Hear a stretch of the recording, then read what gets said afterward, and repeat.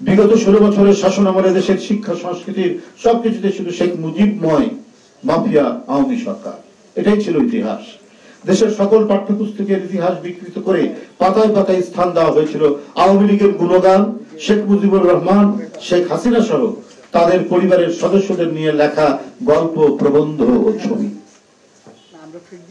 মানে একটি নাৎসিবাদী সরকার থাকলে, মানে আমরা জার্মানিতে এবং ফ্যাসিস্ট সরকার ইটালিতে যা যা করেছে, বরং তার চাইতে কোনো কোনো ক্ষেত্রে আরো বেশি আমরা অন্যায় জুলুম বাড়াবাড়ি করেছেন শেখ হাসিনা।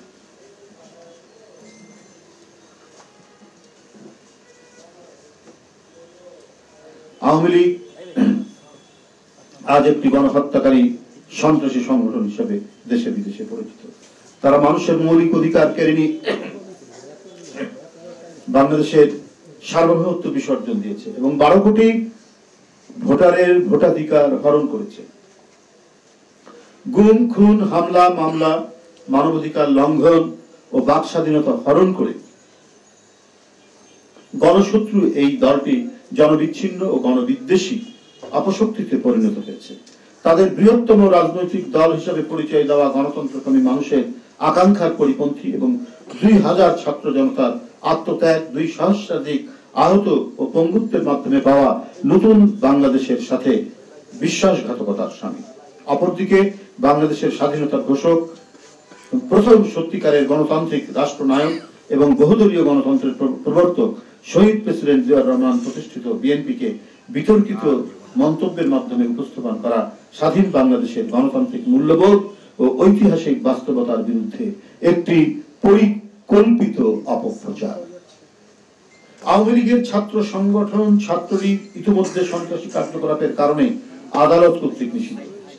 একটি সংগঠন যার সন্ত্রাসী কর্মকাণ্ডের জন্য ইতিমধ্যে নিষিদ্ধ ঘোষণা করা হয়েছে, সেই সংগঠনের মূল দলকে বৃহত্তম রাজনৈতিক দল হিসেবে উপস্থাপন করা চরম মিথ্যাচার এবং শিক্ষার্থীদের বিভ্রান্ত করার একটি ষড়যন্ত্র।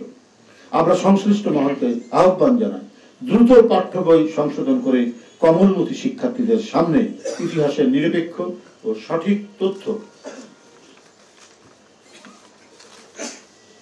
তুলে ধরতে। মনে রাখতে হবে, গত 16 বছরের ত্যাগ সংগ্রামের সকল শ্রেণী পেশার মানুষ রক্ত দিয়েছেন এমন একটি বাংলাদেশ গড়তে যেখানে সত্য ও ন্যায় প্রতিষ্ঠিত হবে এবং ষড়যন্ত্র ও অপপ্রচার পরাজিত হবে।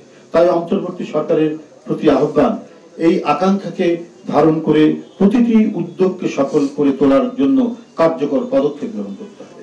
অবিলম্বে জাতীয় শিক্ষাক্রম ও পাঠ্যপুস্তক বোর্ডের এনসিটিভির ভেতরে বাইরে সহ সকল পর্যায় থেকে ফ্যাসিবাদের দোষকদের চিহ্নিত করে তাদের বিরুদ্ধে কঠোর আইনানুগ ব্যবস্থা গ্রহণ করতে হবে। সবচাইতে বর্ণাঢ্য, উজ্জ্বল দেশপ্রেমের এক আলোকিত সত্তা হচ্ছে শহীদ রাষ্ট্রপতি জিয়াউর রহমান। তার কোনো নাম নেই। আওয়ামী লীগের বন্দনা করা হচ্ছে। এইসব তথ্য প্রমাণ বিশ্লেষণ করলে এটি স্পষ্ট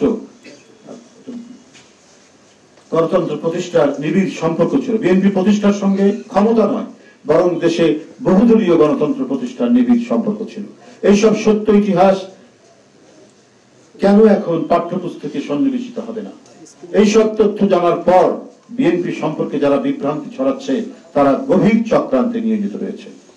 সুপ্রিয় বন্ধুগণ, আমি এই ক্ষেত্রে বলি, যে সমস্ত হয়েছে, মানে বিভ্রান্তিমূলক, অসত্য, শেখ হাসিনার চিন্তার প্রতিফলন এখন যে বইগুলিতে আছে সেটা অতি দ্রুত সংশোধিত হোক, সংশোধিত করে ছাত্রদের কাছে দেওয়া হোক। আপনারা শিক্ষা মন্ত্রণালয় যারা উপদেষ্টারা রয়েছেন, আরো যারা গুরুত্বপূর্ণ কর্মকর্তারা রয়েছেন, তাদের দায়িত্ব কারা এই সংশোধনী পাঠ্যপুস্তক সংশোধনীর মধ্যে ছিলেন, তাদেরকে আপনার জবাবদিহিতার আওতায় নিয়ে আসেন।